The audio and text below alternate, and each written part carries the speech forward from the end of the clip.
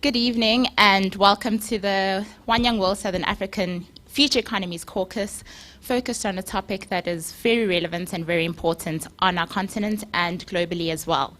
I'm your host, Mpho Manyesa, a proud One Young World ambassador and the coordinating ambassador for Southern Africa, and I'm so glad to be here with you today. Thank you Thank you to those joining us in person at the EOH offices, and a big thank you to EOH for being our corporate partner and making this event a possibility today.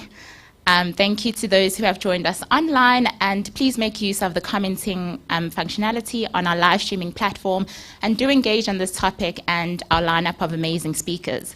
With that being said, I'd like to welcome our first speaker for the evening and the keynote for today, Jo Paul. Jo is the Chief Financial Officer at IOCO, a division of EOH. She is also a chartered accountant, and most importantly, she is passionate about empowering young people, philanthropy, and describes herself as a future-focused, purposeful leader. So without any further ado, Jo Paul. I feel like I'm about to do a show and sing to you, so I'm largely sitting because I'm a little bit clumsy, so much appreciated in the spaces. Thank you for the warm welcome, Mpho, in the process. Good evening to everyone here. As mentioned, I'm Jo. I look after our ICT business, the entire value chain, and some of the OT, so truly privileged to be part of the EOH group. In terms of being here tonight, I couldn't think of a better way to end a Thankful Thursday. And to those of you that are celebrating Thanksgiving, happy Thanksgiving across the board. So I hope it really has been good. And of course, sticking with the theme of Thursday, I thought I would take you back in time for a moment for a throwback Thursday and the Greta effect. So can you close your eyes to a time before COVID? There was a time before COVID. 2018, August to be precise, and imagine Greta Thunberg outside the Swedish Parliament with a sign that simply said, "School strike for climate." Right? And what's really important is she started off with that one simple process or protest that snowballed amazingly. She had two hashtags. I'll show them to you now. Where is my pointer pointing to? There we go. And very importantly here, as you can see, literally she mobilized the world. 13 million strikers, 228 countries, 6,900 cities, and 80 events. She went viral. She's absolute evidence that no voice is too small and no one is too small to make a difference. And that's key. As One Young World ambassadors, all of you in this room and beyond, you are a force for good. I encourage you to be explorers, to plant a flag in a different space and use the tools that you have today to make a difference. That's social channels, that's about coding tools, machine learning tools, new forms of funding, commerce platforms, and more. You're not just explorers, you're also artists. It's about the art of possibility, making magic and really finding the sweet spot between technology and our humanness plus a can-do attitude. So now shift forward to the current environment and the pandemic. According to the UN, the pandemic has led to the loss of nearly 255 million full-time jobs. That's 4 times more than we saw in the financial crisis in 2008. In fact, although we've got vaccinations and a number of measures, a number of economies are only said to recover in 2022 or possibly at best 2023.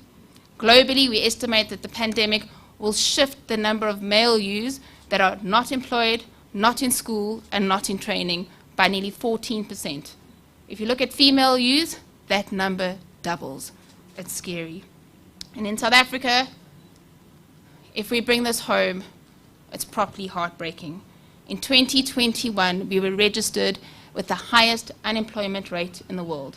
That's not the number one that we want to be. For nearly 2 decades, 1 in 5 people were unemployed. Then the pandemic arrived and wreaked havoc. Now it's 1 in 3, 7.8 million people. Perhaps more disturbing is our future prospects. 64.6% of our young people are said to be unemployed, according to Stats SA. So the effect of this persistent and widespread pandemic, the joblessness, has quite a crushing impact, right? Not just on the economy, but but actually on our national psyche across the board. It's led to an inability to see intergenerational wealth really gain traction, and we still see significant inequality. That straddles economic and financial exclusion, race and gender issues, and poverty, all of which erode social cohesion. To be really frank, it polarizes political activity, leads to destabilization, and earlier this year we saw the riots and violence. Scarily, the digital divide is widening too, and that is an inequality multiplier. So the reality here, and for EOH and all in this room, is we have to do something. We have made some progress. It hasn't all been dire, but we haven't done enough for small and medium enterprises to really grow. In an ideal world, this is where hope and optimism properly live. Not just are jobs created, but innovation and economic growth become part of our DNA as we move forward. So yes, there are problems, right? Okay, but there are also solutions, and we are genuinely here to solve collectively. The human race has only survived over the course of time because we did it together from a humanitarian perspective. Now it's about where your IQ meets your EQ. So emotional intelligence is important, plus it can be learned, all right? It's a really key skill. Start from a place of kindness, or as a very good friend of mine said, don't be unkind in the process. The other one then is AQ, your adaptability quotient. It's not about adapt or die, but it is about adapt and thrive. So breathe behind your masks, okay?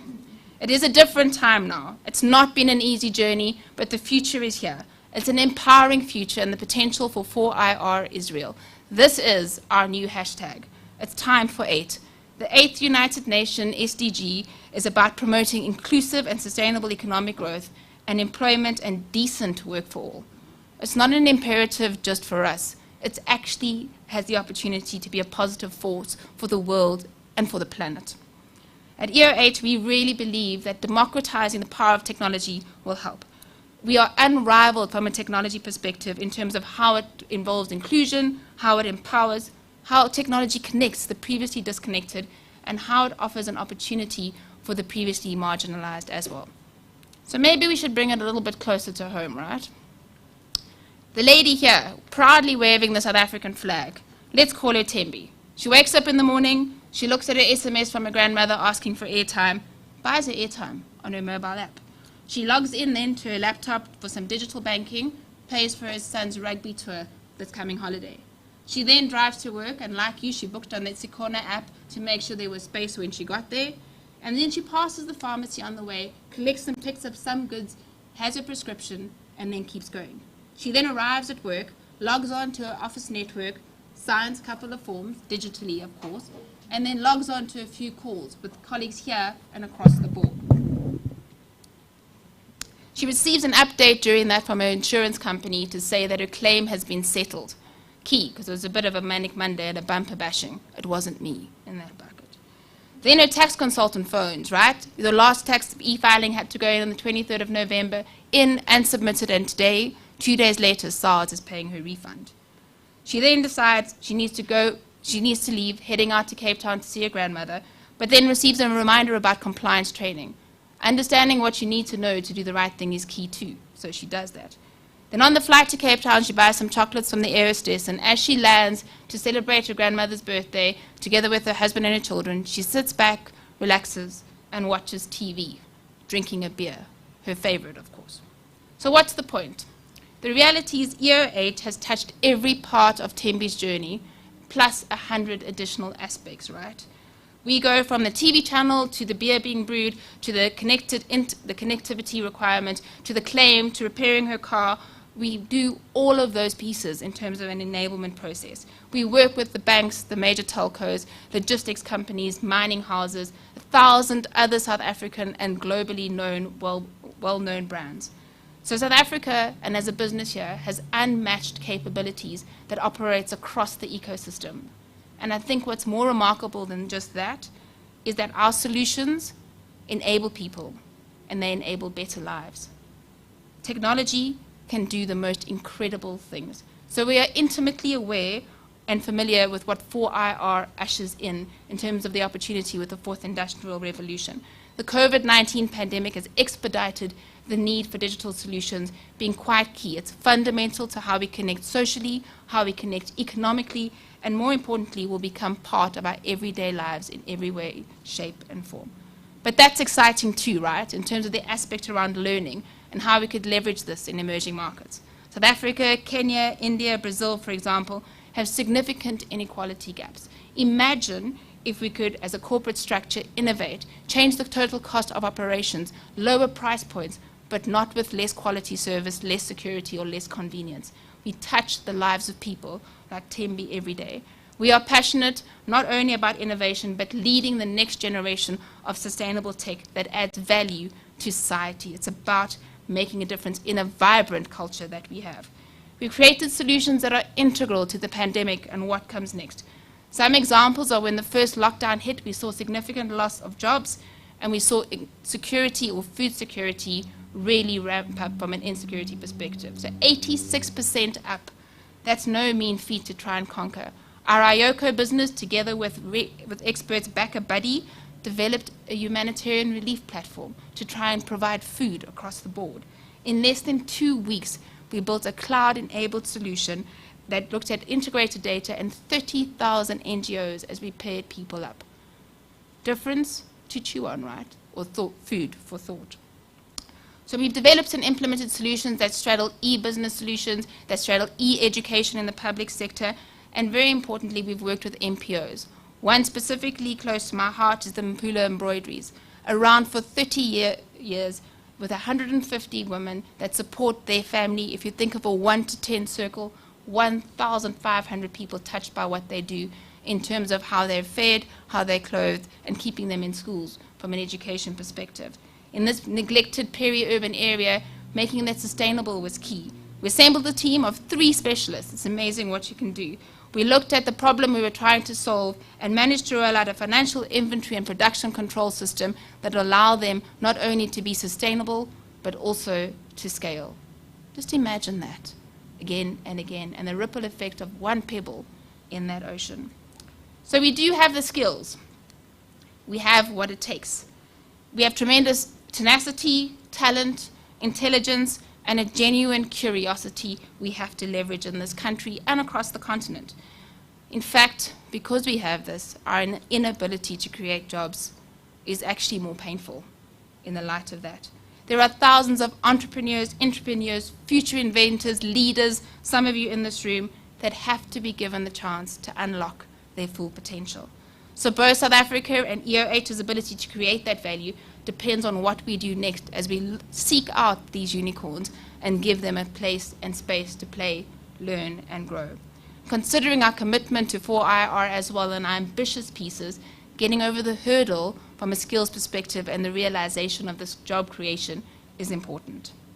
So we've identified a couple of things. One, our staff need to be properly well. We've got a number of wellness programs, and across the board trying to make sure you're well-grounded helps you lead and go forward. So more and more across the board, our financial, physical, and mental wellness and health is key in every sphere of work, home, and play. Outside of this, we've upskilled 481 unemployed learners, put them into host companies. They've got qualifications and practical experience that will help when they enter the work environment. Our social economic development activities focus on partnering. As mentioned earlier, as a collective we'll get through this. No man or woman is an island, and a single bangle doesn't jingle, as they say. And as the old African proverb said, if you want to go fast, go alone. If you want to go far, go together. So our emphasis still remains on math, science, and technology, and this combination of partnerships and learning, plus job skills training and guidance, have been critical in preparing our youth to enter the workforce. Importantly, it helps create entrepreneurial opportunities and key to breaking the cycle of poverty and the creation of jobs in the spaces. The Youth Employment Service, and we've got our ambassador here as well, yes, really, your business-led collaboration seeks groundbreaking ways to make a difference. In fact, it's about reigniting the economy. So we are here to rebuild, reignite, reunite some of the spaces to make a difference. And we've helped with 140 of those unemployed learners, our future leaders and inspiring youth of South Africa. We've also worked with non-profits like Africa Cocoon in terms of trying to close and bridge the gap between the ICT job sector and the people we're working with, plus the Belgian campus and ITversity that also works with disabled individuals. So really trying to make sure the platform is available for all. And this year, 101 EDF learners got qualifications as part of our partnership process too. So we've partnered in a number of forums, and it's not just about the technical training.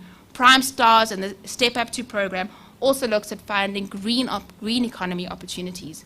The opportunities are really endless. No longer is there one route to success. We're a little bit like Waze or Garmin. We have to recalibrate. There's possible options, probable options, and this cone of plausibility that makes the futures we have quite exciting, not just one. So the pandemic has reiterated something crucial. We are all connected. If you ever saw a systemic risk, this was one of them. The importance of collaboration and partnership has never been more key. For meaningful societal change, it's required.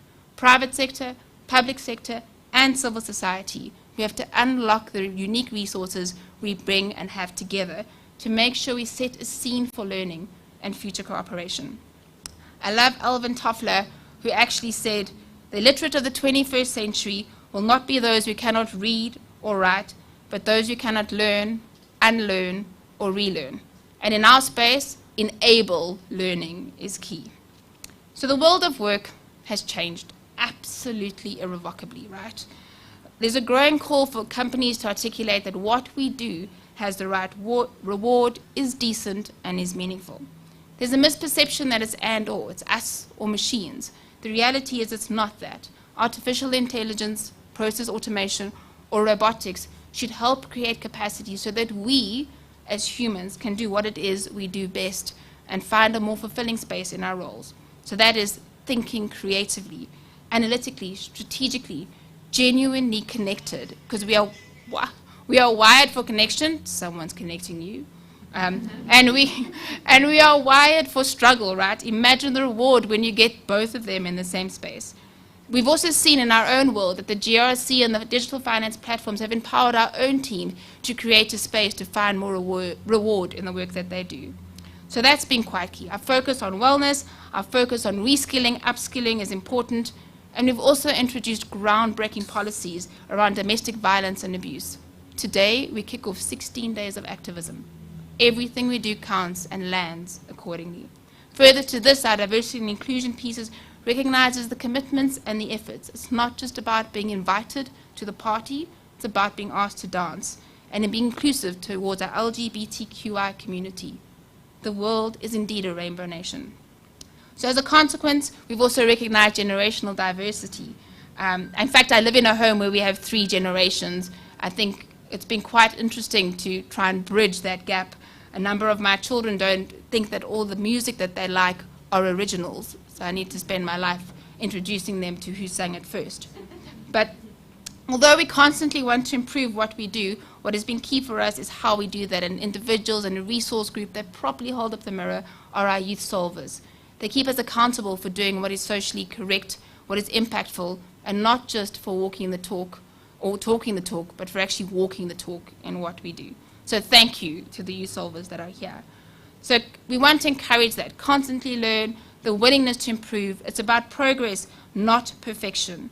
And I suppose that brings me to where we are now, purpose. Individually, organizationally, as a collective, it is exceptionally powerful. The more you can align the work you do with your purpose, the more fulfilled and effective you become. Let's take Simon Sinek's piece, for example. Well, let's take our 3 concentric circles here.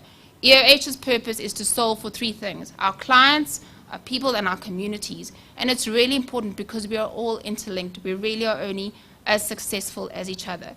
So finding a place to work where every day when you step up and you look in the mirror, you understand that what you do makes a difference, touches lives, and has an impact.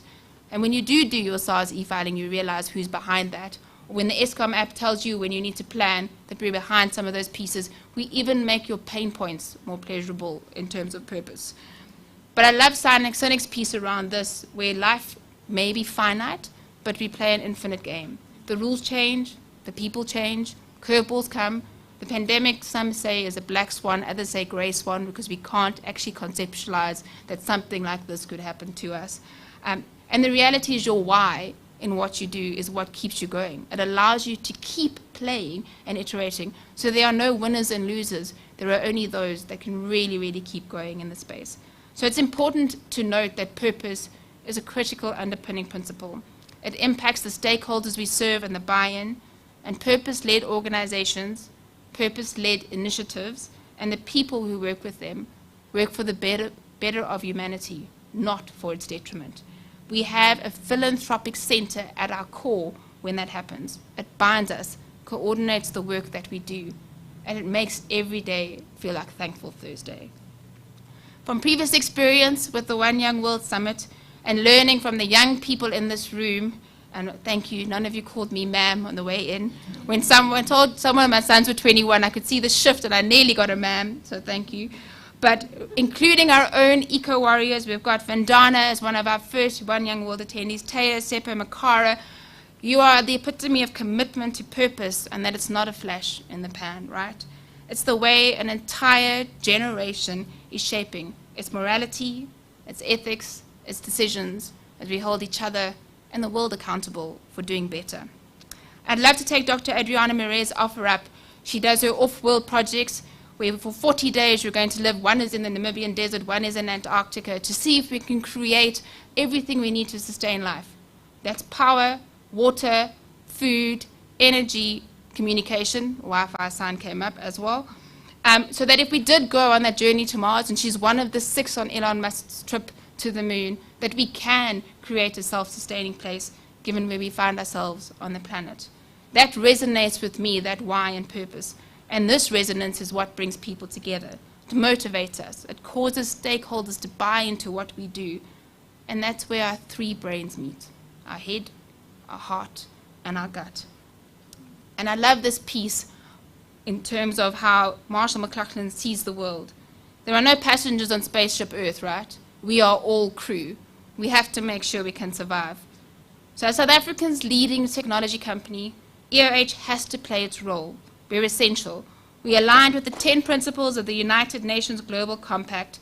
We've identified the priorities and the 8 sustainable development goals directly linked to what we offer and what we do. Our road to green, as we call it, is underpinned by a journey towards verifiable, meaningful, lived compliance with high ethical standards at every level of the organization. We are proud to do what we do and how we do it, and it's evident in our culture, in our energy, in our passion. But business doesn't exist in a vacuum, right? The private sector has a fundamental responsibility, plus conscious capitalism is about the greater good, creating opportunities for employment, enabling our people to develop their full potential, as I said, upskilling them, reskilling them, and ensuring that the principles of good governance and doing what is essentially right informs our activities. So we need to start with empathy, always a good place, lead with humility, follow with passion, okay? And my message to all of you, no matter what your interests are, no matter whether you work in a corporate or not, you are a force for good. You can make a positive impact and lasting change in the communities you belong to. I already look up to a number of you. So simply showing up can make the world a better place and can make all the difference. So live by example. Strive for progress. Excellence is a finite piece. Progress keeps you going. And as Aristotle said in the Rhetoric with the rule of 3, these are my 3 things. The B's. Be curious, be brave, be your best. Then as for the 3 L's, look upwards, outwards, and forwards, lead by example, and leave a legacy. I'm truly privileged to be here with you. Thank you. Good luck. Enjoy. Bye. Thank you, Jo. Thank you so much. But before you leave, we have a Q&A with you. So if we have any questions in the audience, if anyone wants to ask Jo any questions, we'll take questions. We're all very quiet. That wasn't me. I'll be here for a while. It's actually just so nice to see people in the flesh, to be absolutely honest. Apologies to those of you that are live streaming, but there is something to be said about feeling the people in the room. What a privilege to feel the people in this room. Thank you so much. Thank you so much, Jo. On that note, sorry, I have a question. I get to stand up, not much different. Thanks. So, talking about COVID and, you speaking about seeing people in the flesh and, I think we're all feeling the same way. And just around purpose, what advice would you give to us, coming from the pandemic and, trying to find that purpose again or ourselves again through the work that you've done? So I think, let me not decouple your tech. So I think what's really important, and we forget it sometimes, is we are wired for connection, right? And what happens in a crisis is you often become transactional. So you do on the hamster wheel. So I challenge everyone to look a little bit inwards. Take the time to find out who you are and what connects you. Because I think the first time we do meet socially, it's a little bit awkward. We've had the same people in our bubble. I've seen people partially headbutt each other, elbow past them, and are not sure what to do in the spaces. But we do need to reconnect. 93% generally of our communication is nonverbal.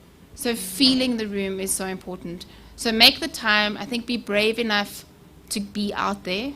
There are options that will make you feel braver. Vaccination is one of them in the spaces.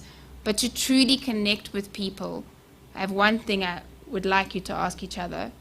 How can I help? Because the reality is we can't do it alone. And that question, with the silence that maybe you'll be more uncomfortable with than the person after you, allow someone the opportunity to reach out. Find each other again, is my advice. Cool. Thank you so much, Jo, and thank you for that lovely keynote. Pleasure. I'm not reappropriating your assets, I'm just moving it. Cool. So from one amazing speaker to the next, we have our amazing panel who will be joining us this evening. And to introduce our panel, we have our One Young World Ambassador, who is also the Chief Partnership Officer at YES. YES is an amazing organization that are doing some great work within the SDG 8 space. And without any further ado, please help me welcome Farai Mubaiwa and our panelists.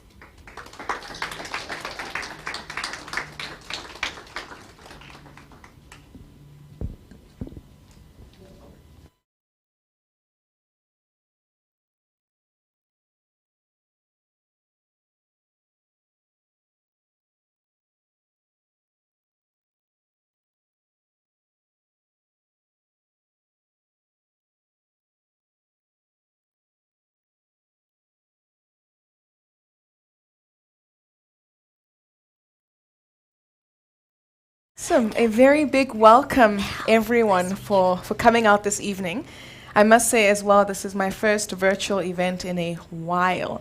So it is very strange being on a panel. I think the last time I was on a panel, it was another One Young World panel. So it's really, really great to be here. And we really have an exciting topic lined up for this evening.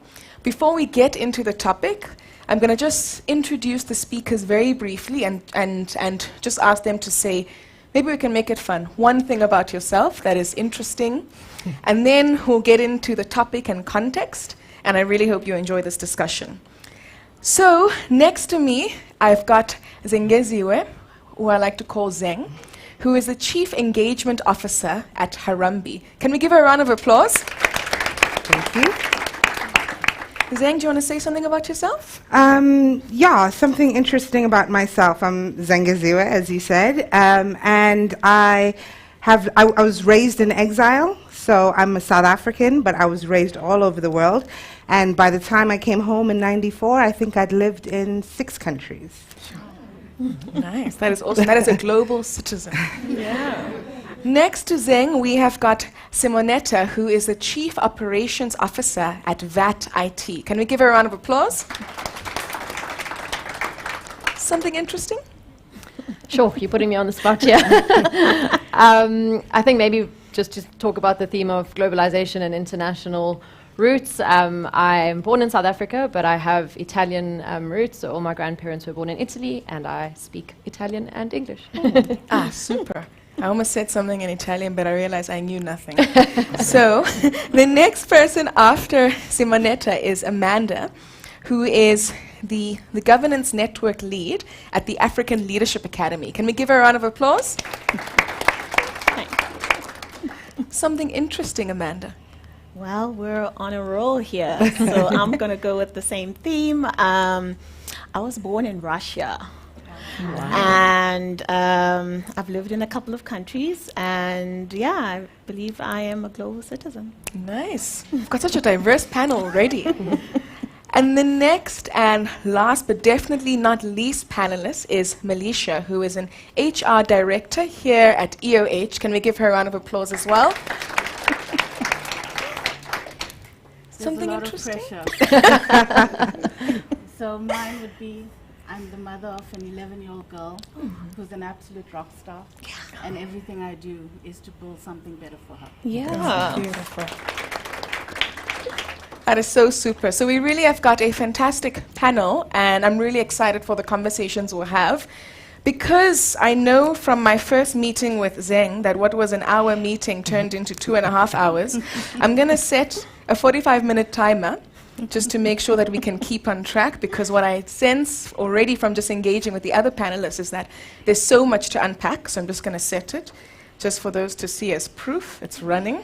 Don't let me ignore it, because that's why I'm late for work often.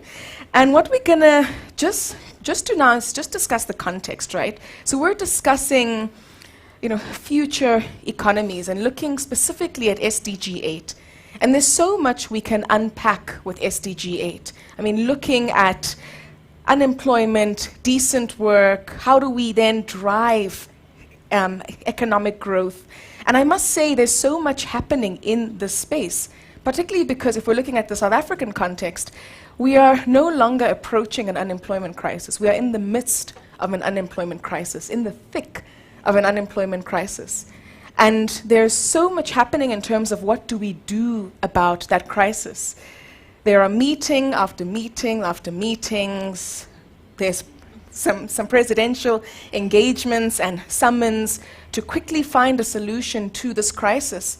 And I think what's so critical as we unpack decent work and economic growth is to make it relevant and very understandable for our own situations. I think at times a challenge we often face with the SDGs is that they're great, but how do we make them relevant to our situation? And so for this discussion this evening, it'll be really great to hear from the panelists just what our contributions are.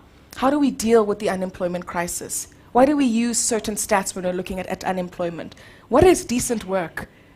How do we define decent work, and how do we even achieve economic growth? And I think it's so fitting that we are here at the EOH offices, because you hear of how ICT and the digital sector are one of the highest growing industries that have got potential to create mass opportunities. And it's fitting that we're here because we can speak to that potential. So just in terms of how we've structured the conversation, it's in 3 parts so we can unpack it properly. The first one would be decent work, the second one would be the unemployment crisis, and the third would be economic growth. We will ask some panelists some targeted questions, but of course for the panelists, please feel free to engage as much as possible. It's a really, really interesting conversation. And at the end, we will have a 10-minute Q&A. Please start preparing your questions, because it's going to be lit, as my sister says. She's younger. So starting with decent work, my first question is for Zeng. What is decent work, and how do we understand it in layman's terms?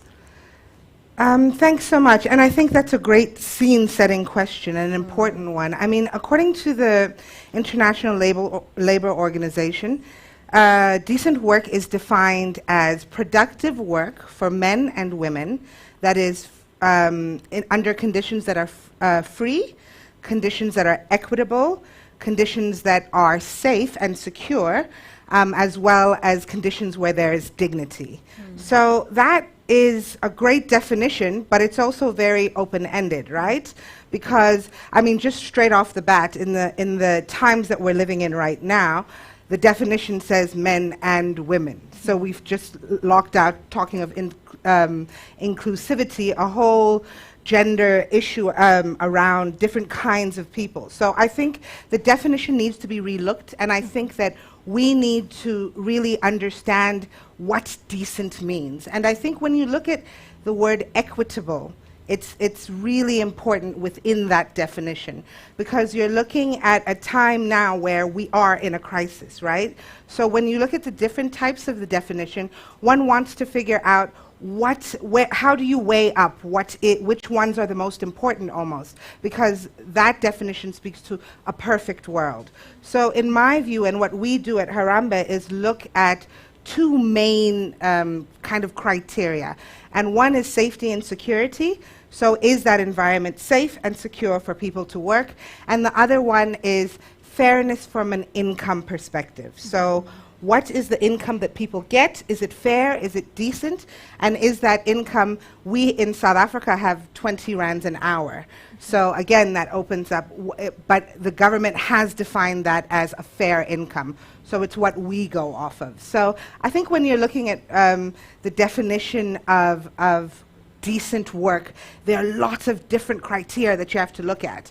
But by and large, it's about looking at young people getting jobs where they will be paid, and they'll be paid at fair rates, and where they will be safe and secure in working in those environments.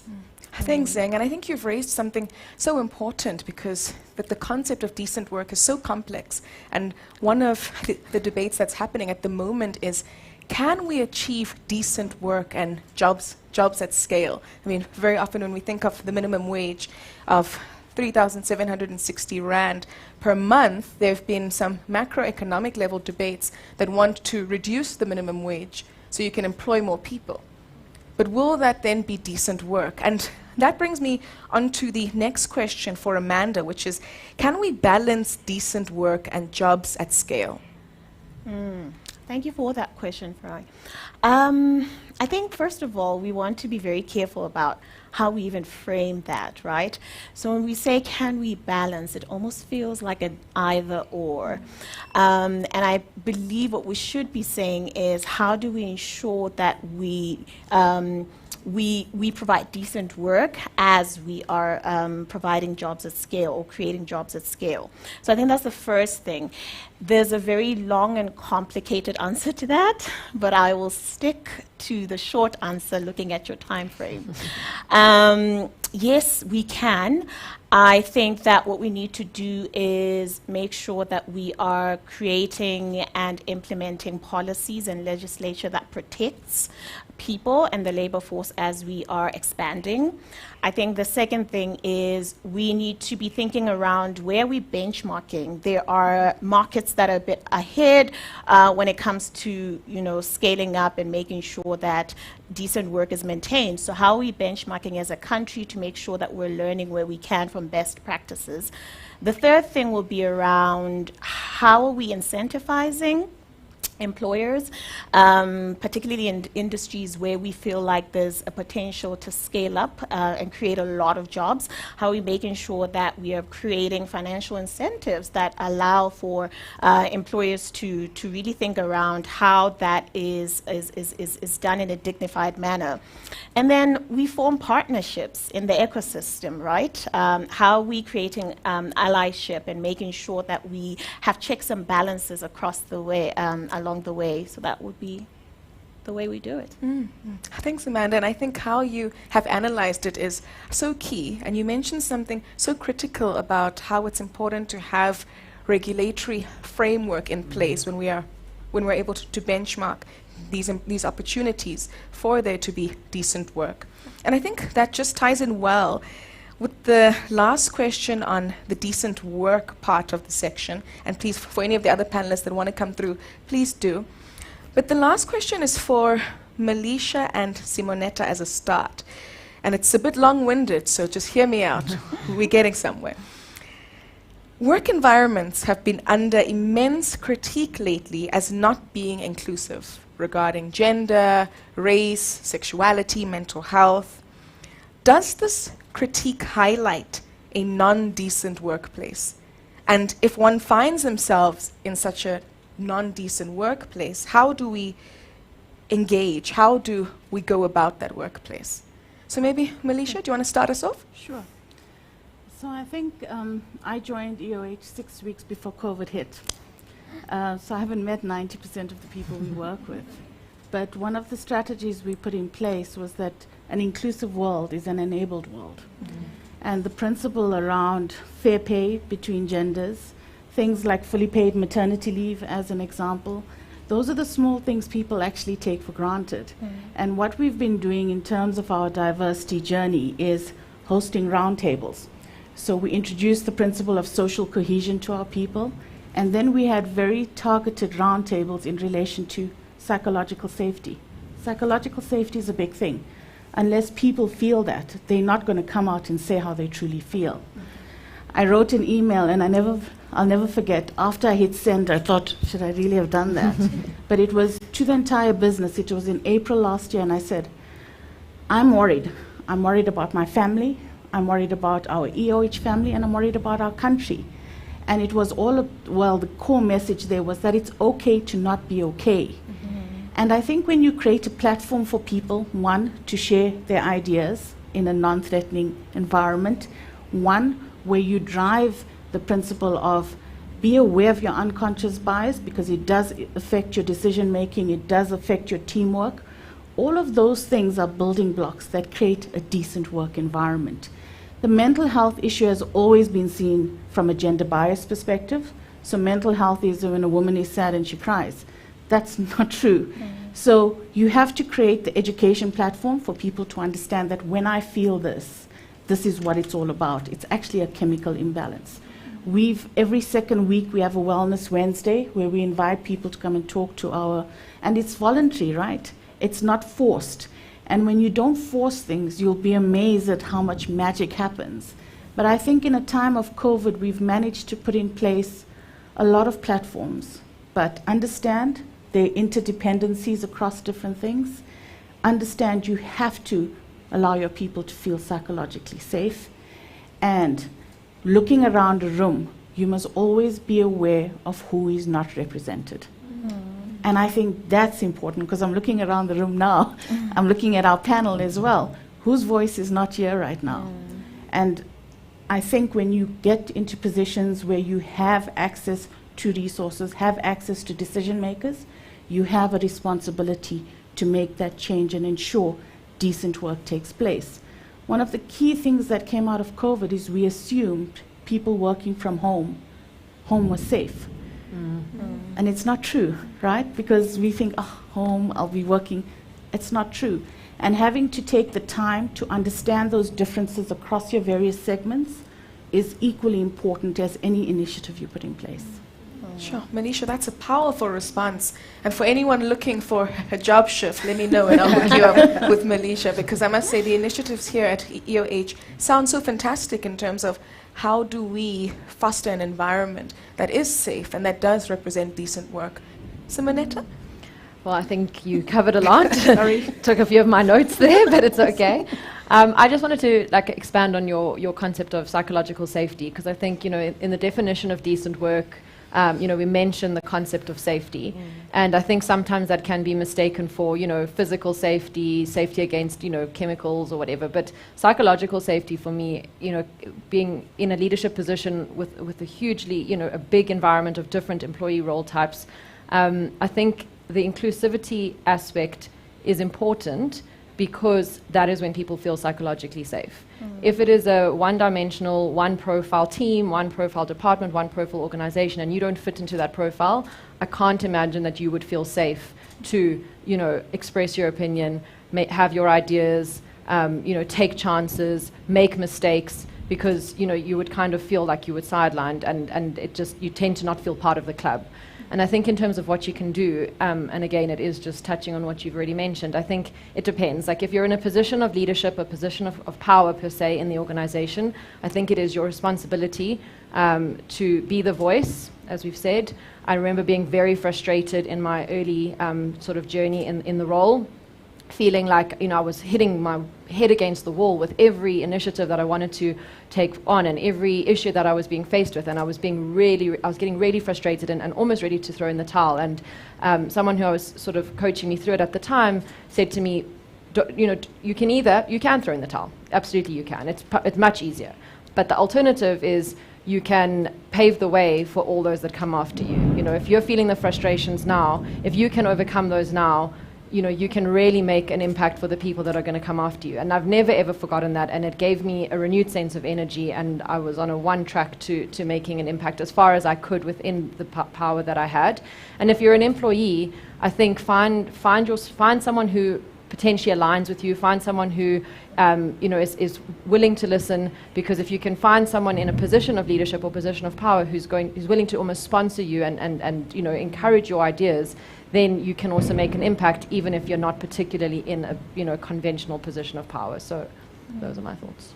Sure. Really, really awesome and powerful contributions. And I think we can give the panelists a round of applause for that first part on decent work.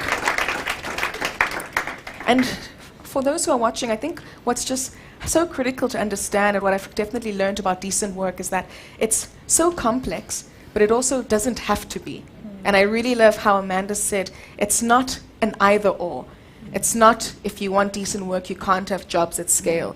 It's about how do we ensure that we can facilitate both. And I think that leads us really well onto the next part of this conversation, which is about the unemployment crisis, right? And I'm sure that many of you have heard a lot of stats. You hear 33%, 75%.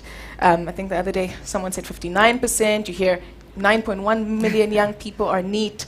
You hear, no, it's 12.2 million. And I think it's important that as we engage as one Young World ambassadors, and we engage with others, that we have an understanding of the unemployment crisis in our country, regardless of the sector we're in. And that leads me on to the first question, which is for Zeng, which is, what is the definition of unemployment, if we're looking at both the official and the expanded rate? And which do you think is more accurate when we are analyzing the unemployment rates in our country? That's a good question and a big question. I think, again, from what Amanda said, it's not an either or. So if you look at the official unemployment rate, what it basically means is this is the number of people in the country that are unemployed, that are still looking for work, that are willing and able to go out there, they're job seekers, right? And then if you look at the expanded definition, it takes into account people who are, they've given up. So it also looks at people who have been working, they've been looking for jobs for 1 year, 2 years, 3 years, and they've given up, but they are still unemployed.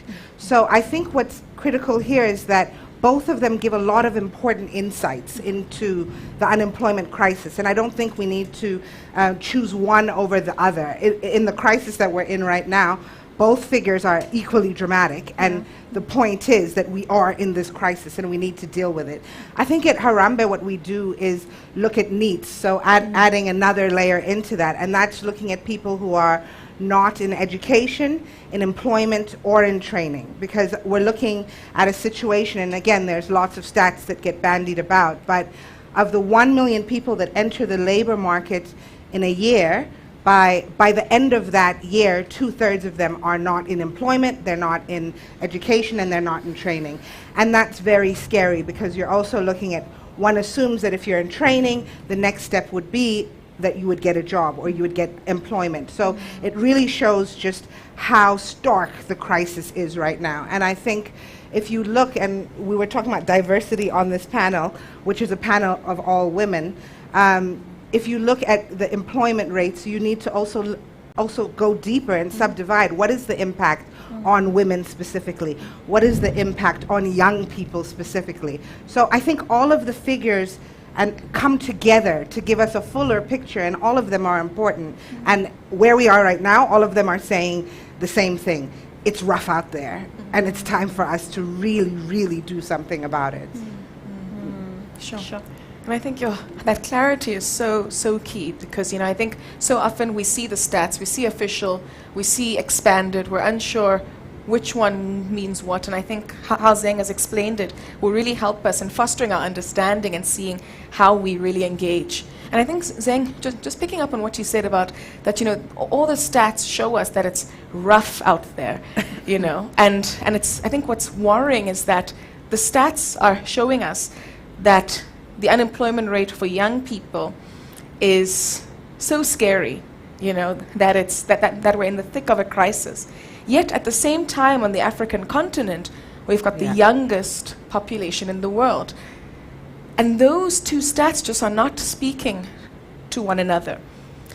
And so my next question is for Amanda, and please panelists, just come in when you need to, which is, you know, despite us having an emerging youth demographic on the continent, which means that we can contribute to a larger working age population than our counterparts in Asia and Europe, Africa's youth still account for 60% of the continent's joblessness. So besides from South Africa, with our expanded youth unemployment of 75% for young people between 15 to 24, on the continent, young people account for 60% of Africa's joblessness.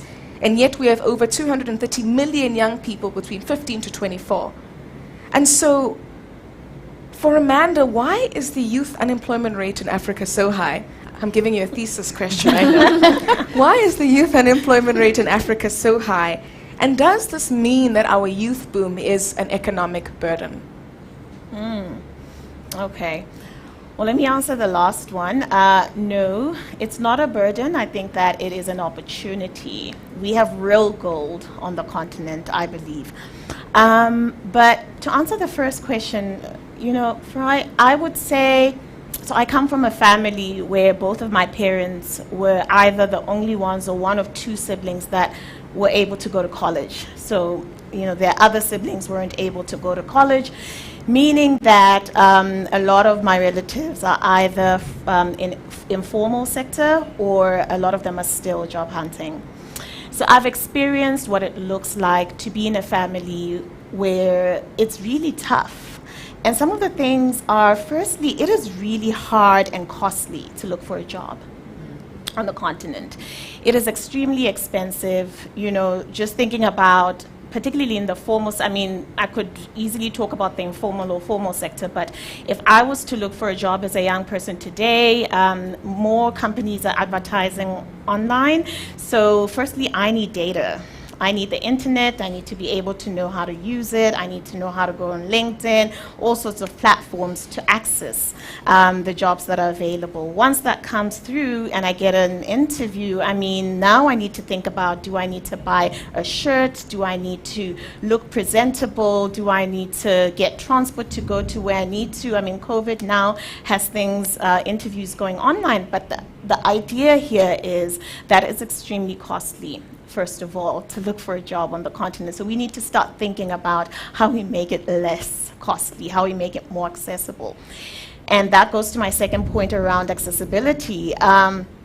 You know, different backgrounds, it's not always that all young people have exposure or even an understanding of how to leverage the opportunities that are there. So you could create jobs, you could create apprenticeships, you could create internships, but if people don't know how to leverage them, it's a whole other ball game. And you need to think about what the education looks like in helping young people understand the opportunities on the ground. Sometimes it may not look like a full-time job, but it might look like a short gig that turns into a long-term job eventually. And how do you change perspectives as a young person and what you're looking for, right? You know, very often at African Leadership Academy, we run a platform called Africa Careers Network, where we work with youth to get them into high impact opportunities. And one of the things is young people will be like, well, I'm looking for this job in this sector, yada, yada, but they don't see how,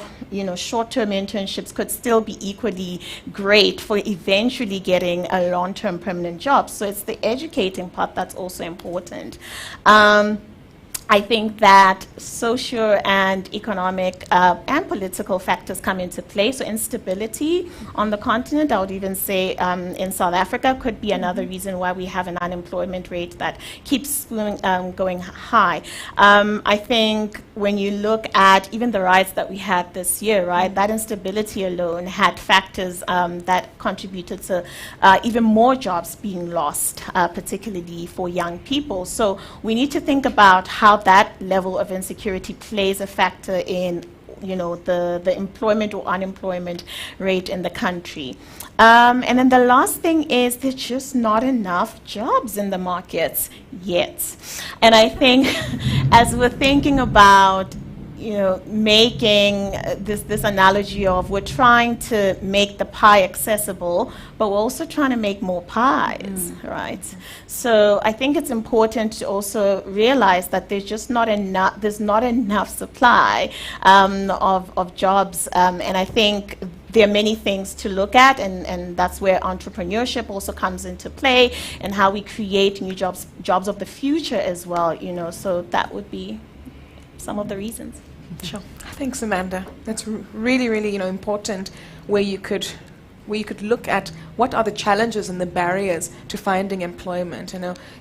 There's a lot of young people who don't have networks, and we often we don't think of how important networks are to finding a job. I mean, you'd meet a friend who got a job because their uncle's friend's brother's cousin had this network, and young people just don't have enough of those networks. Just before I move on to the next question, are there any other panelists who want to come in there and share a bit? I'd just like to share briefly, if I could. I think often it's about partnerships as well, right?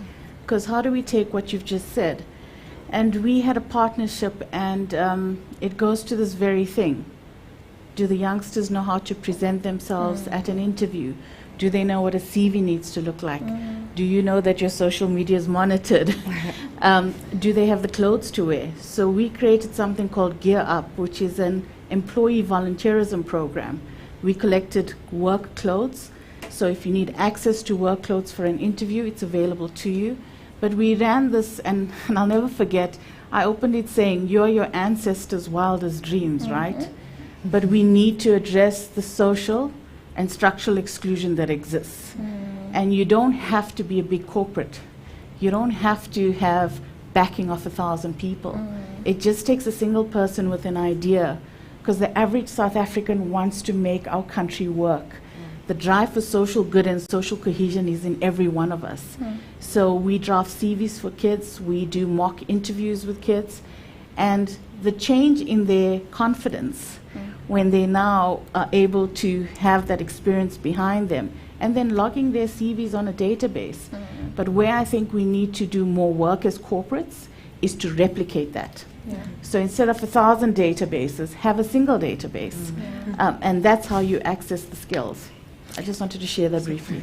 So good.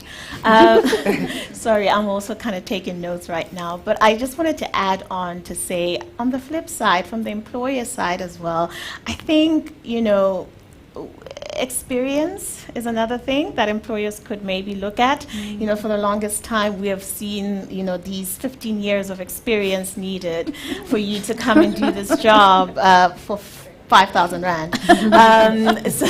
Sometimes it doesn't balance. But the point is, barriers are real for young people right now. And if you don't give young people a chance, then how are you going to get to a place where you're saying they're employable, right? There's a lot of work that different accelerator programs are doing right now to try and skill up those young people to get them to be employable. And I know Harambee does a good job in that, and African Leadership Academy does a good job in that. But I think that it's also on the honors of employers to take a chance on these young people as well. Otherwise, we keep having young people that are, looking for jobs on the streets and being told that they need 15 years of experience. Sure. Yeah, I think just to add to that, and you had spoken a bit about Harambee, what we've tried to do is find that solution and kind of do it at scale. So what we've done is create a platform called, and it's with partners in government, because there's no way this is going to be fixed without all of us coming together. So as Harambee, we may be driving it, but it really is like a massive public-private partnership. And it's SA Youth Network, and it's bringing together partners from across the board, employers to load opportunities, and then young people who can access it. It's zero rated, so you can go on the platform free anytime. But it also looks at each one of the barriers that we understand to be the greatest ones that young people face, and then says, okay, how do we literally start to break them down one by one? And I think the transport barrier, and it's small things that people don't think about, you know? So how it's not just getting to the interview, it's also applying. There are people who still apply door to door, for interviews. And it's about saying, and this is what the network does in many ways. You actually get linked with opportunities, and what we try and do is make sure that the opportunity is never more than one taxi ride away from the actual person. So if you look, for example, and again, scale is everything when you're dealing with a crisis, right? So when you look at, recently there was the Department of Basic Education that had 287,000 young people that needed to be placed as teachers' assistants. So I think what we were able to do was place those 287,000 people in 2 weeks. Wow. But I think what made it special was that not only were they placed, but they were placed closest to where they were, because the system can see that from a mapping perspective, we're in Harankua, these are the young people on our network that are in Harankua. So those are the people that we're going to lift out for those opportunities. And I think taking into consideration all of those barriers, data-free, making sure things are data-free, those are the ways that we're going to really be able to begin to tackle the challenge at scale, Sure. I must say the difficulty about being a facilitator and not a panelist is that I often find myself just pulling back. These are such amazing conversations, and I think what is just so fantastic for me is how we have identified what the barriers are to unemployment, right? We have mapped them out, but we've also got solutions. So it's not all doom and gloom. And it does seem that way very often, but we do have some tangible solutions in place. And there's a lot of organizations, from civil society to government to private sector, who are doing a lot of work to really combat this crisis. And this leads me on to the next question for Simonetta, which is, what can businesses, NGO, and government do to address the youth unemployment crisis? I too was itching, but I waited my turn. And I think so much of what you ladies have touched on already feeds nicely into what I want to speak about for this particular question, because I think we've mentioned it 1,000 times today already. It can't be done alone, right? It can't just be government, it can't just be business, it can't just be NGOs. But together, the collaboration can be exceptionally powerful.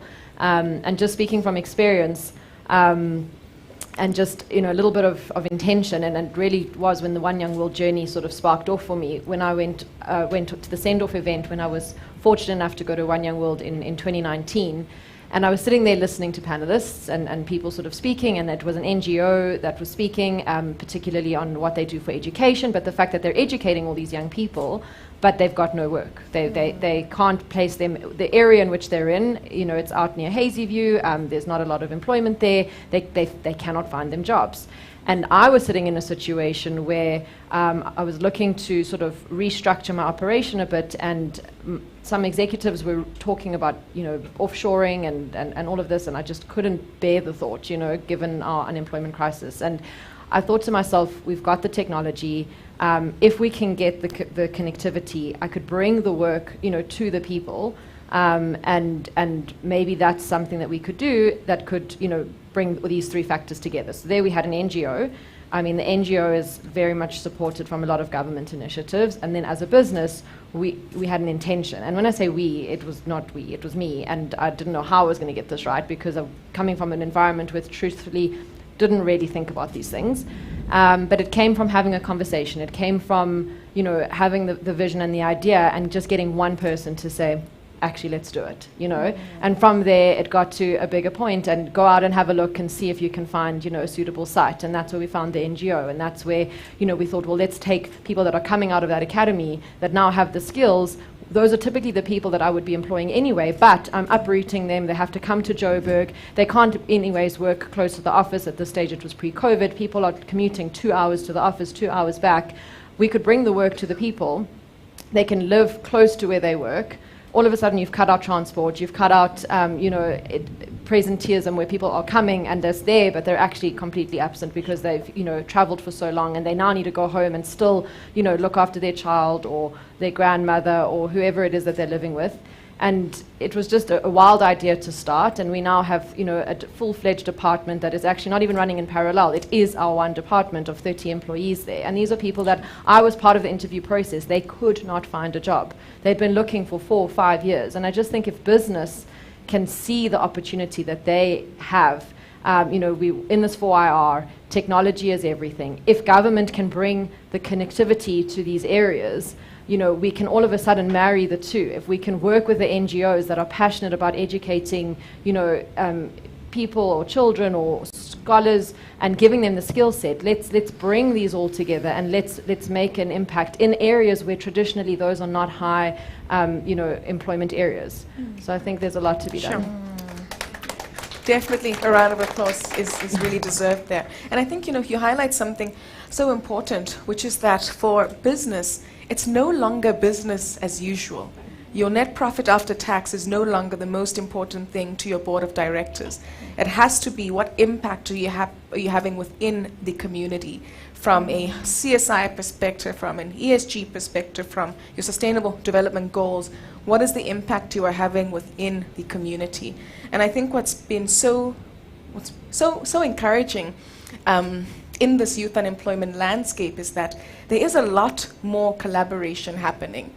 And for those of you who want proof of this collaboration, you can check out the National Pathway Management Network, for example, which is a network, I almost said a group, a network of organizations, government, the private sector, all working together to combat the youth unemployment crisis. And if you work for different organizations or businesses who want to be involved in collectively solving the crisis, just check out the PMN and get involved. The more partners there, the more we can have an impact on the youth unemployment crisis. So, we've journeyed really beautifully. We looked at decent work, which was the foundation of this conversation. We then looked at the youth unemployment crisis, and it's not all doom and gloom. There are definitely some innovative solutions which are coming through. We now need to speak more on the positive side, right, which is economic growth.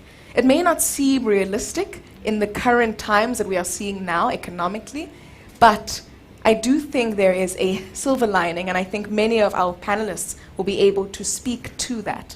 And hopefully from the questions you ask or the comments you make, we can find more synergies between the work we're all doing. My first question on economic growth, it will be for Amanda, and then I'll move on to Malisha, which is, what are high growth industries which are drivers of economic growth and are able to massify job creation? Such a big question. I'm glad we're sharing it. All right, let me pick two. I think I won't talk about the tech one. I'll leave that to you. But I would say, horticulture, right? And we've often also talked about agribusiness, agriculture on the continent. But I just think it's such a great opportunity, and it is still underrated. And I know that there's a lot of work being done in there to see how do we actually support farmers across the continent, particularly because we know that that is where we often find a lot of informal sector people work in. So I think that that's an opportunity and an industry that we might want to scale up. I also think, while I'm on that point, and this is really a self-reflection for me recently, has been around how do we attract young people into those types of industries that don't always seem attractive.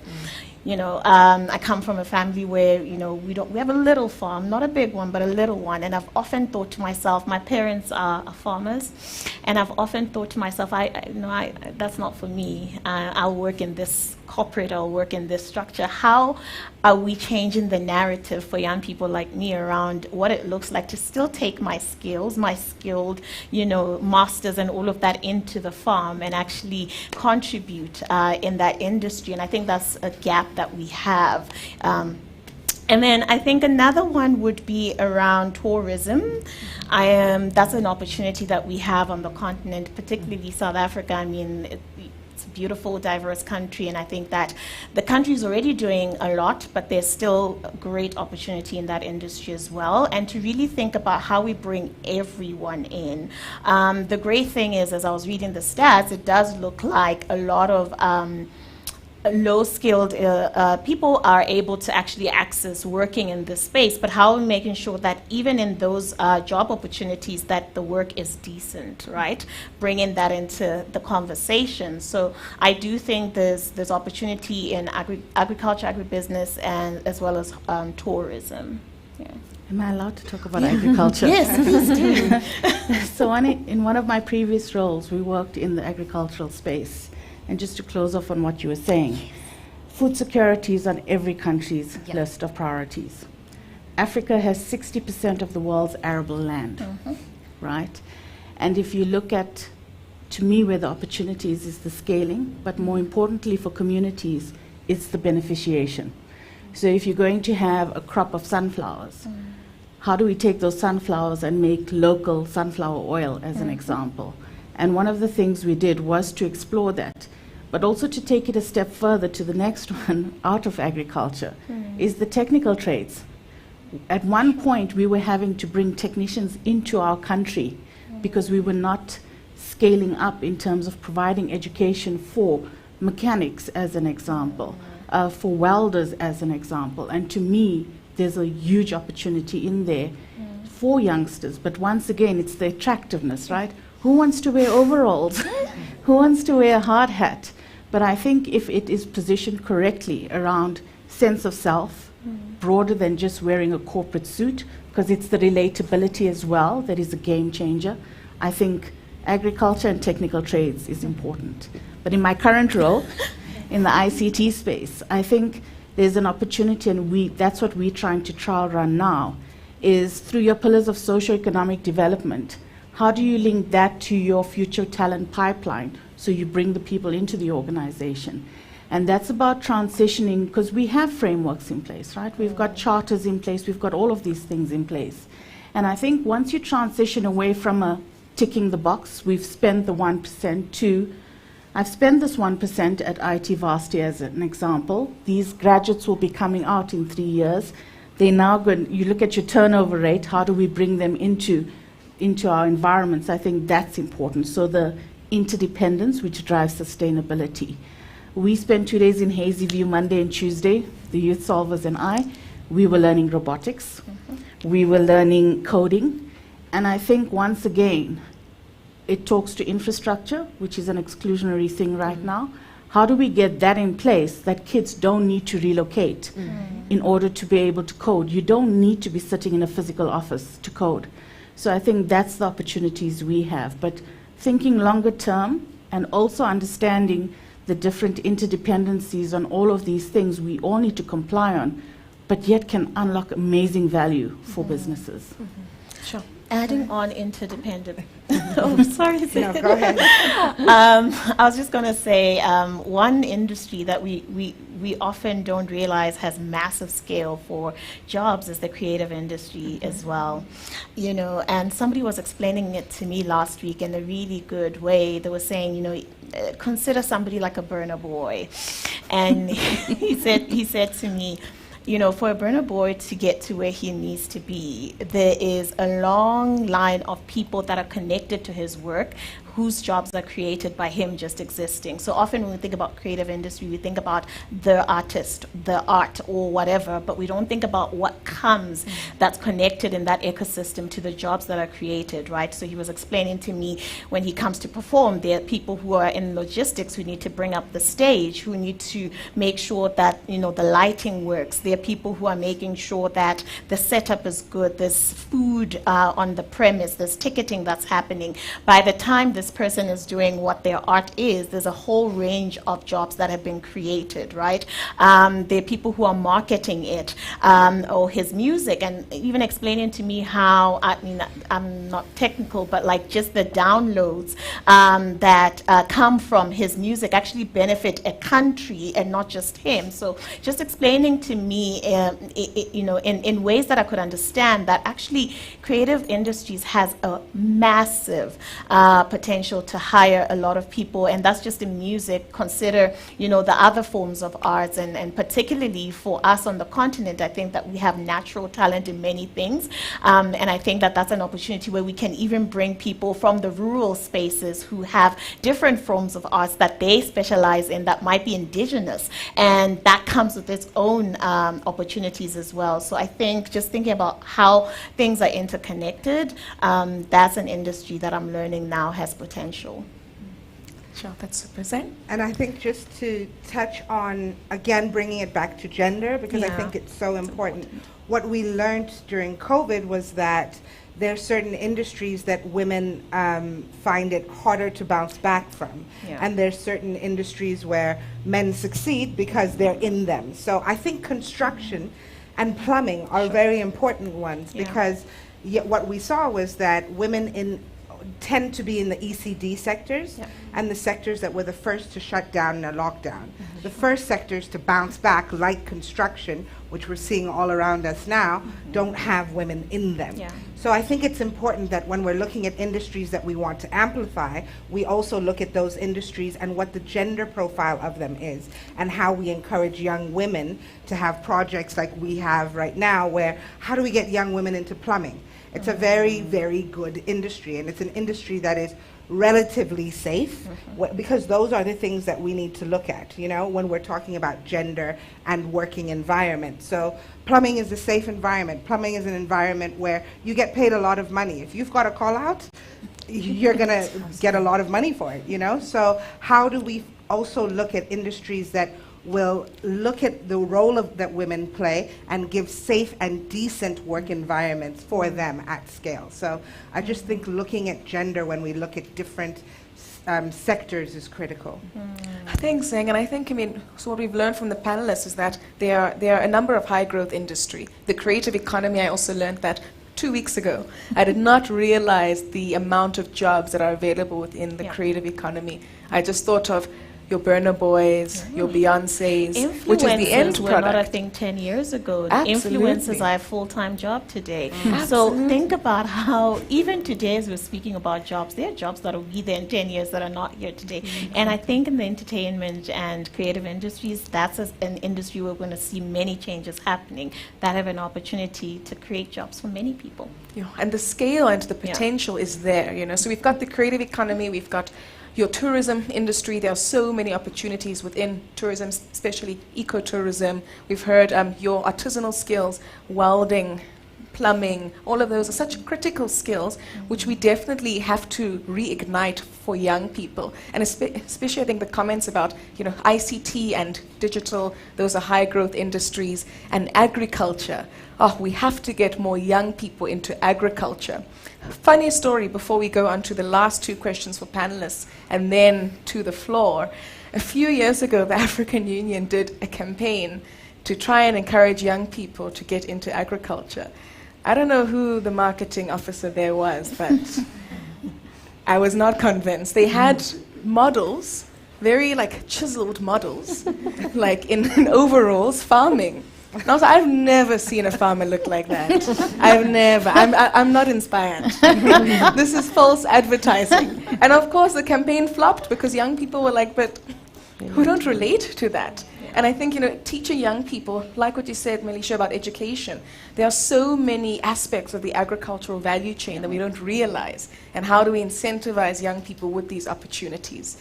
And this brings us perfectly onto the fact that, you know, we're talking about high growth industries, but the reality, and Amanda said it earlier, is that there are just no jobs. And so we can identify these industries and work to scale them and pray that we do, but if there are no jobs, what do we then do? And here my question for Zeng is that SMMEs have been identified as drivers of economic growth and of job creation. How do we remove the barriers for SMMEs and encourage youth to start their own businesses? And the barriers, they are high. I think in terms of removing the barriers, it's identifying them. And what I found interesting is that one of the big barriers with entrepreneurship and SMMEs is that young people, and I think Amanda spoke to it earlier, but young people also need to be able to break out of the stigma. The older generation looks at entrepreneurship as playing Mickey Mouse games. They don't understand that this is actually something where people can make money. So they want their young people, or the people that they basically want young people to be in environments that we know historically are going to get you that decent work. But I think there's an important role for all of us to play in breaking down that stigma and making sure that young people understand, and the older generation understand and support entrepreneurship as something that is viable and sustainable. I think also another barrier, and we find it a lot here in South Africa, is that policies that are geared towards helping young people actually end up hurting them, right? From an SMME perspective. So you go into the bank and you need to get a loan, for example, or you're trying to get a loan, and then the first thing that a funding organization asks you for is for a tax clearance certificate. Sure. Who's got that, right? So there's so much red tape and so many processes that young people need to kind of wade through before they get to that golden funding that will really ignite the work that they're trying to do or the business they're trying to establish.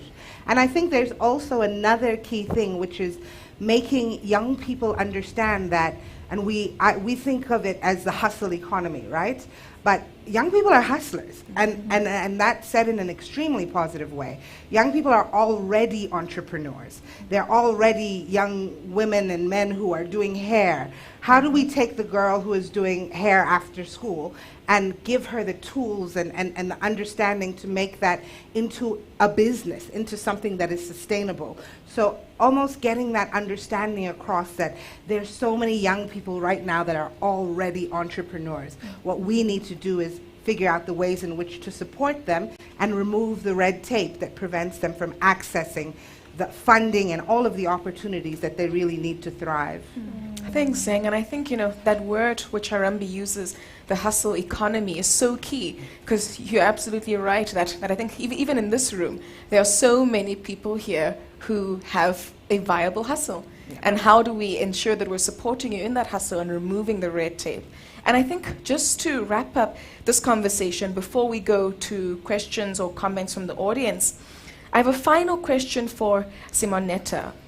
And the question is, how can we as individuals each play our part in achieving SDG 8? After everything we've heard this evening, how can we as individuals each play our part?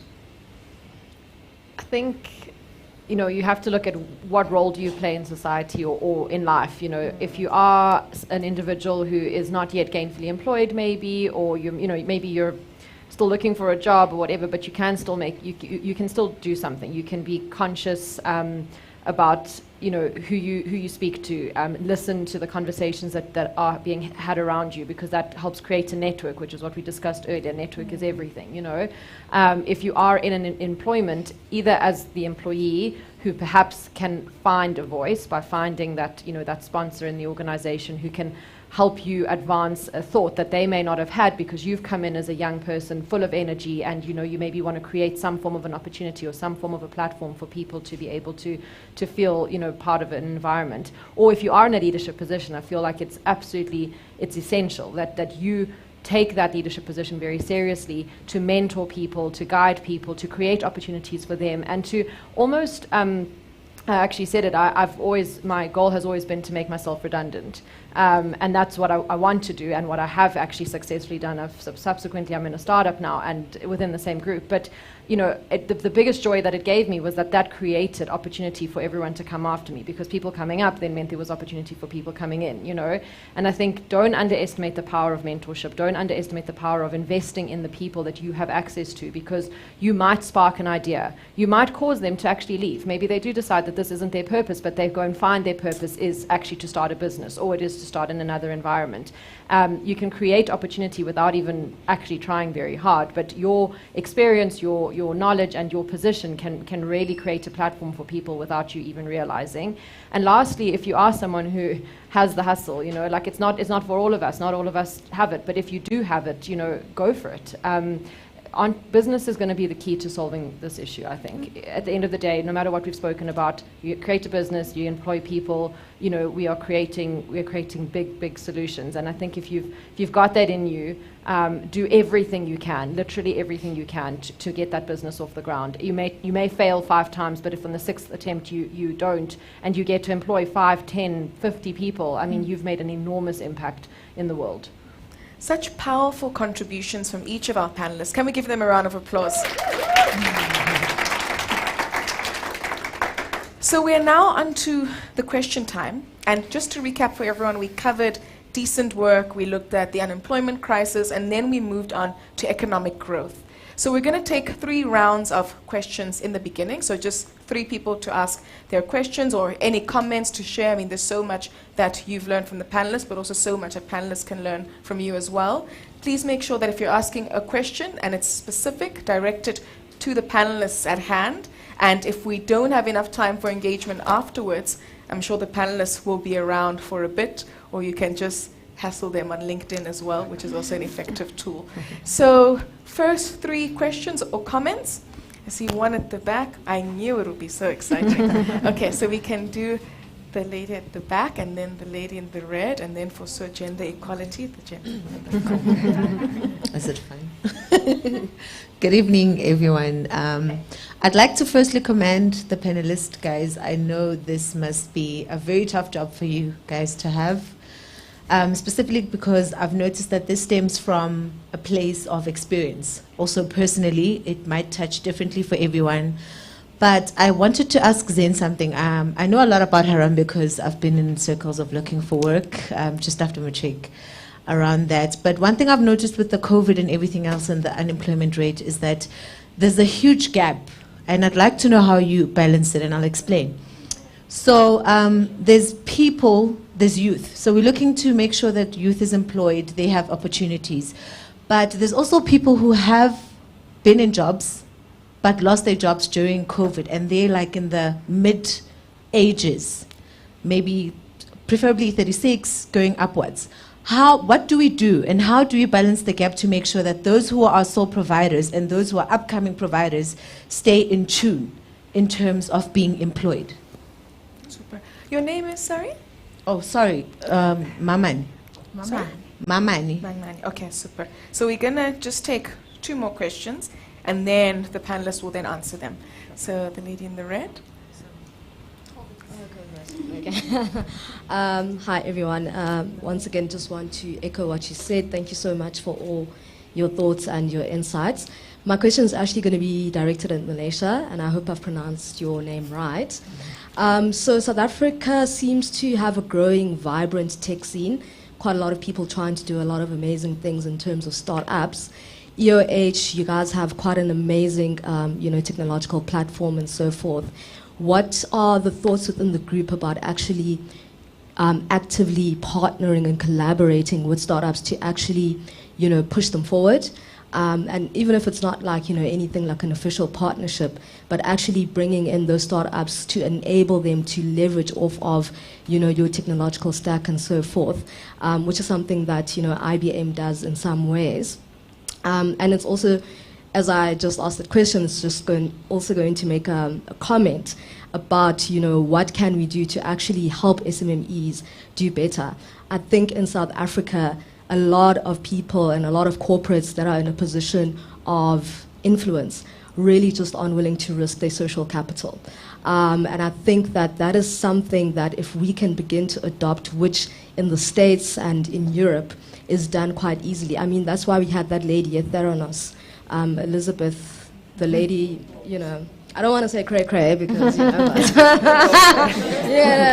everybody gets so cheers that one. I mean, the fact that, it's a horrible, example, but the fact that you could actually get away with that is that people are actually willing to risk their reputational capital, which here in South Africa, they're just like, oh, hell no. So I think just to add that point that financial capital isn't enough. We need to start risking our relational capital just as a whole, and it's not just like pointed to you guys. Sure. Super, thank you so much. And then question over here in the front. Oh. Just in the front.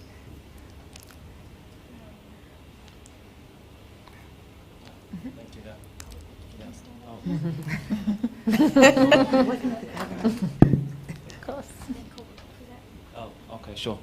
Thank you. So I think I first want to make a comment by saying, ladies, beautiful job. I think if a man was here, they would probably want to take away from the justice that you guys gave. It's about time that women take the leadership role, and what you guys are doing is phenomenal. So round of applause to you, I think. And I'm a proud feminist, so if any male wants to challenge that, I'm happy to have that conversation with you. So I'm going to actually make a comment, and I'm going to actually give a challenge, in fact, and more so directed to you. I really appreciate the work that you've been sharing about EOH, and you guys seem like a very forward-looking employer that I think this challenge would be something you guys can turn around. So the first comment I want to make is that a lot of the time we are talking about decent work, and a lot of pressure is being put on the employer. But at the end of the day, it's also about the employee. So getting that mindset changed for employees to understand. Because, I mean, if you look at the stuff that happened at work in terms of sexual harassment, et cetera, that is actually by the employees. So really it's about changing that mindset. And the only way you can change a mindset is really by enabling skill sets. So you get the right skill sets, then eventually people get that behavior where they'd be able to take more responsibility and more accountability, as opposed to just being like, okay, the employer must do A, B, and C for us. So really, even the initiative that you mentioned about taking employment to the place where there's human capital, that's also a change of mindset, increase of skill sets. So that's the first comment I want to make. The second challenge that I want to make is the side hustle economy. I think that is where the nail on the mark is. I mean, if you look at Nigeria, you look at Zimbabwe, you look at our neighboring countries, that is a resource that is untapped. And as an employer, and this is where the challenge comes to you, is that our policies regarding disclosure in terms of working with different, maybe I have a company, et cetera, hinders us as middle class to pursue different hustles.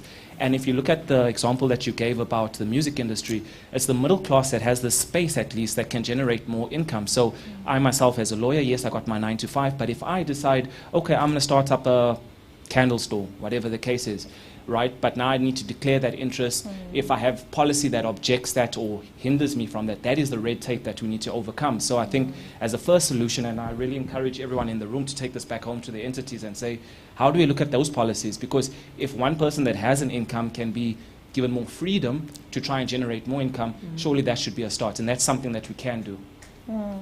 Thank you. That's so super, and I think, these comments which have been raised are so critical. Just for the sake of time, we're going to take 2 more questions from the audience, or comments, just so we can make sure that we've got more of a split with the speakers, and then they'll engage. Okay, we're going to take 3, maybe 4. Wow. Okay, so the lovely African prince over there, and then the lady in the red as well, and then at the back. And in the front.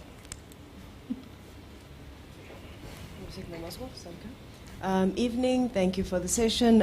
If there was a man, I'd say I'm leaving, so I'm glad that this is an all-woman panel. I think for me, something that stood out, and you were kind of getting to it, and I wonder, are we hitting it, or are we not sure that we're hitting it?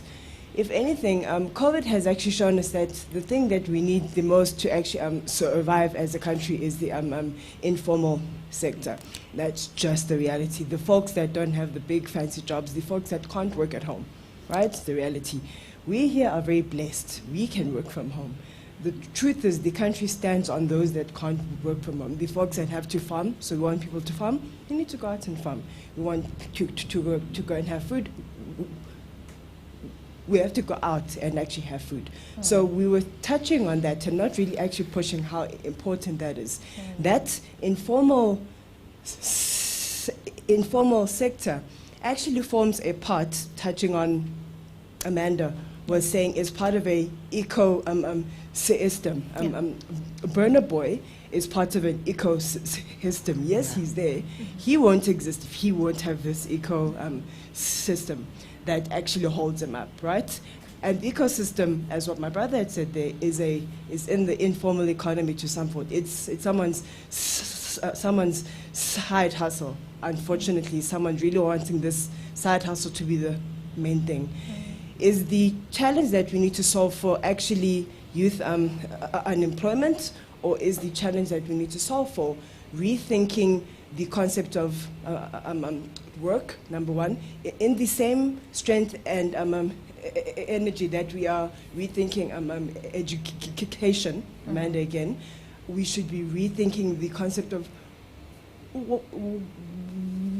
what is work, right? Is it a job, right? Is it coming here, right? Is that work? I'm sure there's plenty of colleagues, I'm sorry, Ms. HR, colleagues will come in, they're not working, shame, they're just here, right?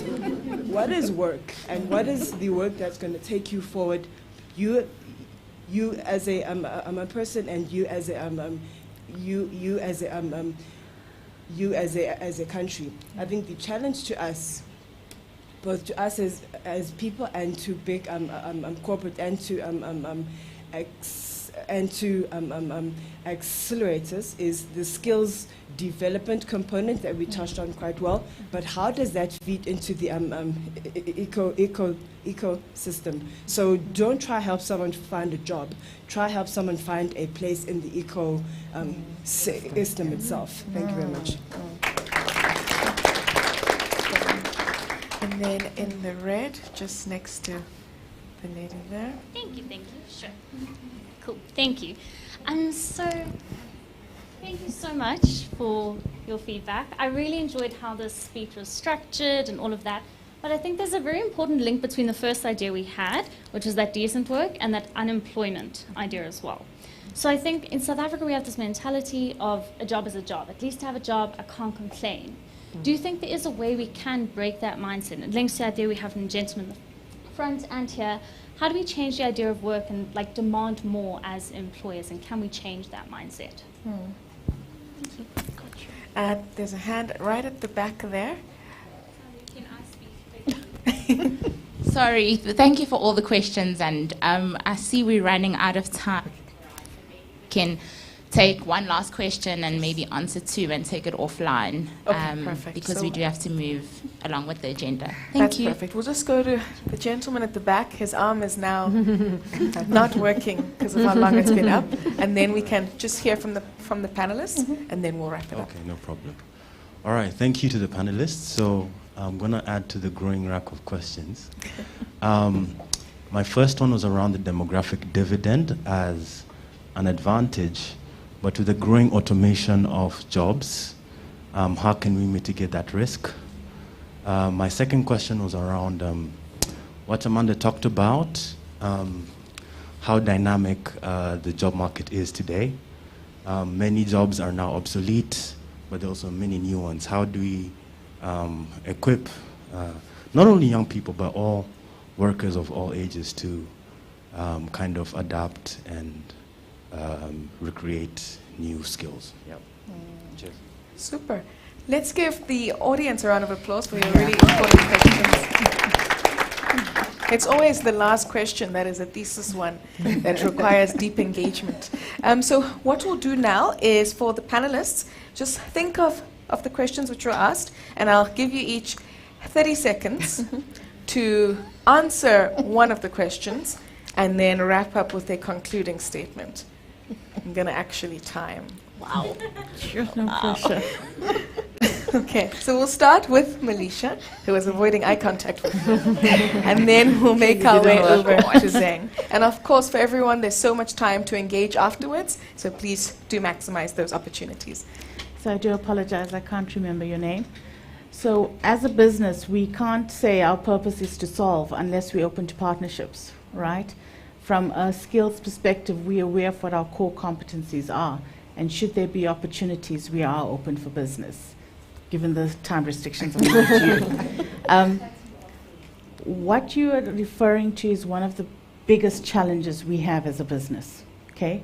So we have a work stream called the New Way of Work, and trying to get alignment around, first you have governance and risk and compliance to make sure that there isn't that conflict of interest, which you can understand is important, right? The other side of it is, but I also have a family that I need to take care of, so I want to expand in terms of my income streams. It's not an easy answer. I don't know what the answer is, so if you want to explore it further, please let me know. But I think if we can start building greater agility, I love the point around how do we define a job? Is it a 9 to 5? Is that an outdated principle? Or are we all just freelancers? Maybe that's the solution. So there are various things to consider. from an EOH perspective, governance, risk and compliance is critical for us, given our recent history. And we do the declarations, but I think things are changing. Super. Let's give Manisha a round of applause. On to Amanda. 30 seconds, and I'll be strict this time. Please do not be strict. I think I just want to add on to what you were saying, and also answer the lady in the African print. That was beautiful. I think your comment around the fact that last year what we saw was that people in the informal sector were incredibly important. They were the essential workers, right? And I think that for me, not only showed their importance, but also, it also kind of highlighted the inequality and the lack of protection we have for those people in those jobs. So what, if anything, I hope COVID highlighted that there's a lot of work that we need to do around that space in making decent work a reality, right? And I'm gonna end with a story that I was listening to. A speaker the other day said something around the fact that he was ordering a Sweep South lady to come and clean his house. And he says, as he was ordering, he looked at the time that was convenient for him, and he was like, well, she should be here by 7 a.m. to start so that I can leave when I need to leave at 8 or 9. But then it hit him just after he ordered her that, oh, shucks, if this lady has to be here at 7 a.m., it means that she needs to leave her house about 6 a.m. And if she needs to leave her house, because she's coming from the south maybe, and he lives in the north, you know, so then there's that, right? What time of the day or morning is she coming? Is it dark as she's coming, you know? Is it safe for her? Is she leaving children that she needed to kind of get ready before she comes for work? You know, all those things that are important that made him realize that, oh shucks, even as a consumer, I need to be thinking about, oh, is this lady that I'm getting from this place, where I'm even questioning how much I'm paying for that service, am I actually enabling her to get her family ready, then come and help me in my house? So he changed his time from 7 to 10. And I think the lesson there for him was, it's also your job as an individual. We can go to the company and say, you need to fix the structures, you need to make sure that we start at these ladies start at a particular time, but then let's also as consumers be very conscious about our part to play and how we're enabling environments and work that's not decent for people in the informal sector, right? So I think that's, for me, a takeaway that I just want to leave with the crowd. Super. Simonetta? I will be quick. I think just to talk about, you know, unemployment and work and jobs and how do we define it and how do we change the mindset around that. I think it just comes back, my passion is business and entrepreneurship, and I think we have to instill this culture, you know, from children as they're born. You know, literally we've got to talk about business and the fact that everything is a business. This chair, you know, didn't just appear out of magic. Like, someone had to cut the wood or grow the tree, cut the wood, get the nail, you know, learn this, have the skills to put it together, learn the skills to put it into a machine that can do it on repeat, whatever. Like, there was a huge amount of things that had to get this chair to this point, you know. If we can instill this culture of entrepreneurship that everything is a business, it can maybe start changing the mindset towards just wanting to be at a corporate in a suit, you know. Maybe you want to be the person who grew the tree for the chair. And I think if we can just really be obsessive about creating that culture in this country and on this continent, we can go many places. That's so key. And lastly, to end us off, Zhang? I'll answer the first question because it's fair, but tie it in with the skills question. And I think that what we do at Harambee, that is exactly the point of the expanded definition versus the official definition. Because once you hit 35, you're no longer a youth. And what we are is a youth employment accelerator. So I think it's so important that we look at things like entrepreneurship and how we get young people to be on a system that gets them thinking about this is what a job is, and it's not just a 9 to 5.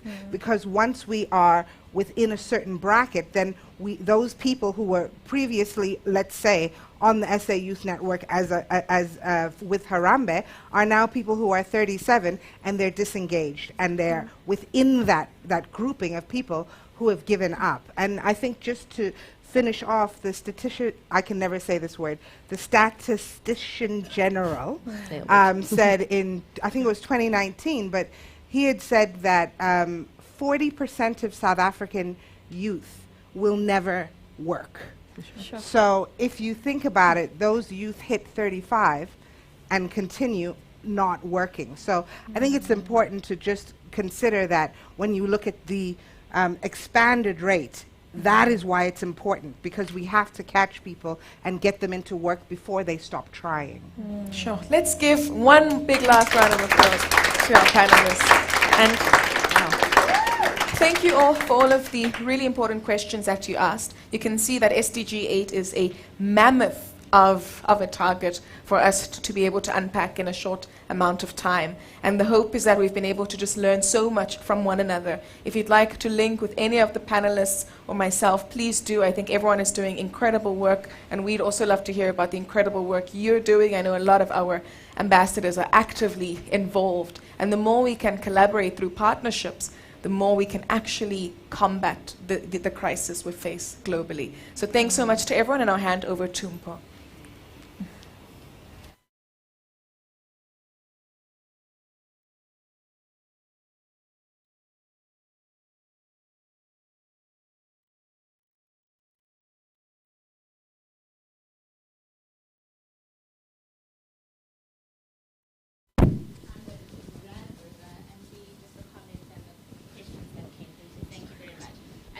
Each one of you guys that joined us this evening.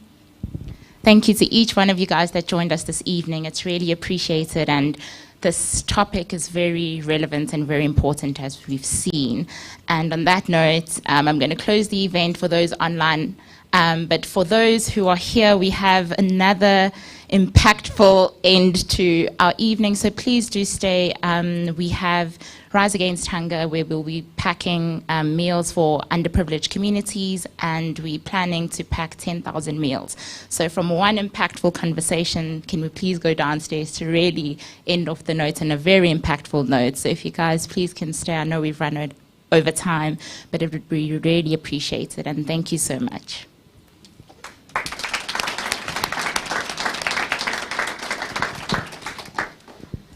And can we try a full group photo? Sorry, are we off the live stream?